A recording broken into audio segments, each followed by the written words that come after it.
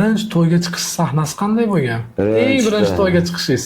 Odamlar reaksiyasi, atrofingizdagilar reaksiyasi qanday bo'lgan shu to'y xizmatidan Birinchi to'yga chiqishimda endi men unaqa ansamblimiz bilan yurganimiz bilan men bitta to'yga chiqib, bitta to'yni boshidan oxirigacha o'tkazib yuborishga repertuar ham yo'q edi unaqa. Men unaqa ko'p bilmasdim-da shularni-da.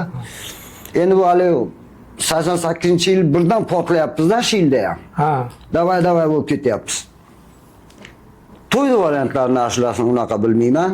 Birinchi to'yga chiqishimda rahmatli rahbarim aytgan.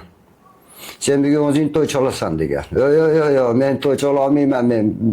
Desam, "Yo'q, sen bugun boshidan oxirigacha o'tkazasan. Bo'lib uylan to'yda o'tkazasan" dedi. Birinchi mas'uliyat. Birinchi marta. To'yimiz qayerda desam, o'zimizda Andijonda Oltin Vodiy restoranda dedi, Lenskida.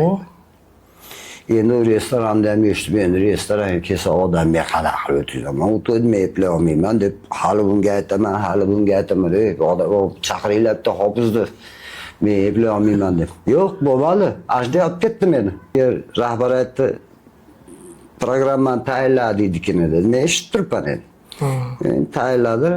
Ramil deb sintezatorchimiz bor, u hamma tayyorladi. Tayyorman dedi. Hozir nechta zapis qilgan bo'lsak, hammasini qo'yib yuborasan, hammasini aytasan dedi. To'yda. Bahor faslidan boshladik. Aji 6 ta 7 ta ashulalarni tugatdik. Yana boshqatdan bahor faslidan boshlab, yana 6 ta 7 ta ashula aytdik. Yana boshqatdan boshlab. Haligi esimdan chiqmaydi, 1 soat, 1 soat desak adashmasam kerak. Birin-ketin qaytaryapman dalashni. To'yxona menga boshqa narsani bermayapti. O'zingnikini ayt deyapti. O'zingnikini eshitaylik deyapti. Hali o'yin ham to'xtayapti. So'zlar ham to'xtayapti. O'zingnikini ayt deyapti. Butun boshida o'tdi. O'tdi.